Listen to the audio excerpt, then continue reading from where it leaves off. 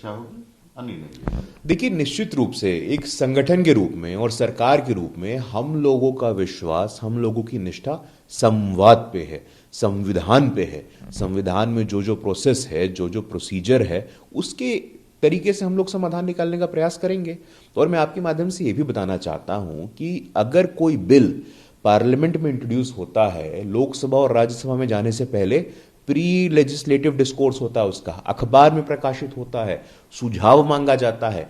लेकिन अगर तब भी मुझे लगता है कि अगर किसी के मन में कोई संदेह है, कोई संशय है, तो उन सभी का स्वागत है। जो सरकार का शीर्ष नेतृत्व है, वरिष्ठ मंत्री हैं, उन सब ने कहा है कि हम स्वागत करते हैं। चाहे राजनाथ जी हो, तोमर जी हो, पीयूष गोयल जी हो, सबने बार बार कहा है कि आपके मन में जो भी चिंताएं हैं आप बताइए, हम उन चिंताओं को दूर करने का प्रयास करेंगे। एक इवॉल्विंग कॉन्वर्जेशन के माध्यम से, बातचीत के माध्यम से, कमेटी के माध्यम से आप देखेंगे कि हम सभी की चिंताओं को सुनेंगे और जल्द से जल्द एक ऐसे सोल्यूशन पे पहुंचेंगे जो सबको मान्य हो। सरकार के नेता बयान दे रहे हैं कि किसी भी हालत में न्यूनतम समर्थन मूल्य जारी रहेगा। विधेयक में इसे शामिल करने में क्या समस्या है, ये अजय चौटाला ने कहा है किसानों के। देखिए, ऐसा है कि मैं आपको थोड़े आंकड़े देना चाहता हूं। यूपीए 1 में कुल कृषि बजट मात्र 29,000 करोड़, यूपीए 2 में कुल कृषि बजट मात्र 87,000 करोड़, एनडीए 1 में 1,64,000 करोड़। तो जो बजट आउटले है उससे जो हमारा कमिटमेंट है वो पता चलता है। एमएसपी में, वो चाहे धान का मामला हो 2 गुना की बढ़ोतरी, गेहूं का मामला हो 1.5 गुना की बढ़ोतरी, दाल का मामला हो 75 गुना की बढ़ोतरी। मेरे पास रबी और खरीफ के तमाम अभी अनाज पड़े हुए हैं जिनमें एमएसपी का जो लेने का वृद्धि दर है 2013-14 का और 19-20 का मैं आपके सामने रख सकता हूं। तो सवाल ही नहीं खड़ा होता है। देखिए, 3 मुद्दे प्रमुख रूप से, एमएसपी, मंडियां और जमीन पर मालिकाना हक, इन तीनों पे एक सेक्शन के द्वारा भ्रम और भ्रांति फैलाने का प्रयास किया जा रहा है, जो कि बहुत ही दुर्भाग्यपूर्ण है। देश के यशस्वी प्रधानमंत्री ने संसद में कहा है कि एमएसपी नहीं हटेगा। मंडी के अलावा भी, मंडियां तो रहेंगी ही, लेकिन मंडी के अलावा भी जब किसान को ऑप्शन मिलेगा, किसान को स्वतंत्रता मिलेगी, किसान को स्वायत्तता मिलेगी, इसमें क्या समस्या है? लेकिन इसके बावजूद हमें लगता है कि अगर आपके मन में फिर भी कोई संदेह है, फिर भी कोई संशय है, तो आप आइए, हम लोग बातचीत करने को तैयार हैं। तो तीसरा जहां पे लोगों को भड़काने का प्रयास कर रहा है, वो कह रही कि मालिकाना हक खत्म हो जाएगा। अरे, आपने बिल का अध्ययन नहीं किया है, कानून का अध्ययन नहीं किया। मुझे लगता है किसान पट्टे पर अपनी जमीन नहीं दे सकते हैं। आप कॉन्ट्रैक्ट फार्मिंग के माध्यम से जिस प्रकार का भ्रम फैलाने का प्रयास कर रहे हैं, किसी का जमीन नहीं छीना जाएगा।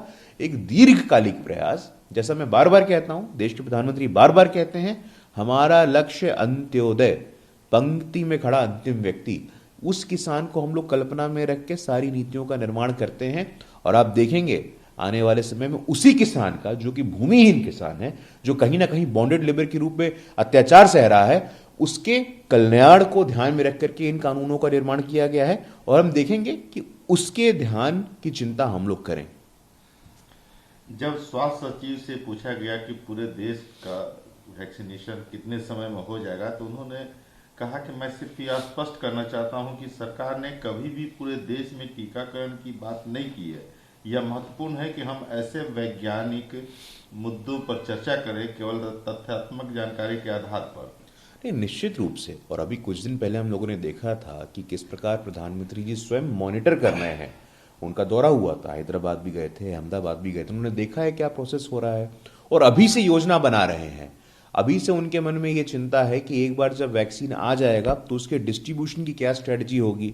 अलग अलग स्टेटों के मुख्यमंत्री से बातचीत कर रहे हैं, संवाद स्थापित कर रहे हैं। तो ऐसी दूरगामी, दूरदृष्टि वाला जो हमारा देश का भी प्रतिनिधित्व कर रहे हैं देश के प्रधानमंत्री जी, मैं उनका मतलब यहाँ आप उनकी प्रशंसा करनी चाहिए कि 6 महीने 7 महीने का रोड मैप लेकर के हमारा जो लक्ष्य है कि अगले वर्ष के पहले हाफ तक या पहले क्वार्टर में हम सबका प्रयास है कि देश के सभी नागरिकों तक वैक्सीन पहुंच जाए और तथ्यात्मक रूप से, शोधपरक रूप से सबका ट्रायल हो जाए, हम लोग संतुष्ट हो जाए, पूरी वैज्ञानिक कम्युनिटी जो है वो संतुष्ट हो जाए। उसके बाद हम लोग जमीन पर इसको लाने का काम करेंगे।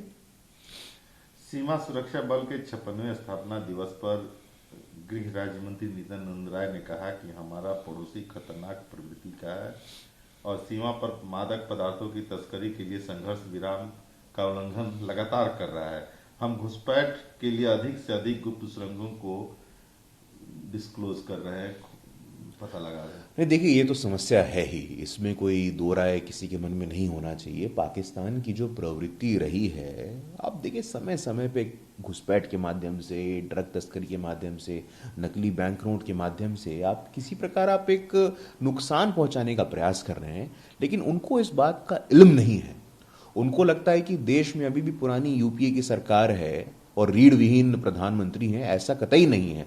आज देश के यशस्वी प्रधानमंत्री ने बार बार बताया है कि ना मैं आंख उठा के बात करूंगा, ना मैं आंख झुका के बात करूंगा, मैं आंखों में आंख मिला के बात करूंगा। उनकी चिंता में 135 करोड़ भारतवासी हैं, 135 करोड़ भारतवासी की सुरक्षा है, 135 करोड़ भारतवासियों का सम्मान है। तो पाकिस्तान की ईंट का जवाब हम पत्थर से देने को अब तैयार हैं। पाकिस्तान को ये भूल नहीं करनी चाहिए।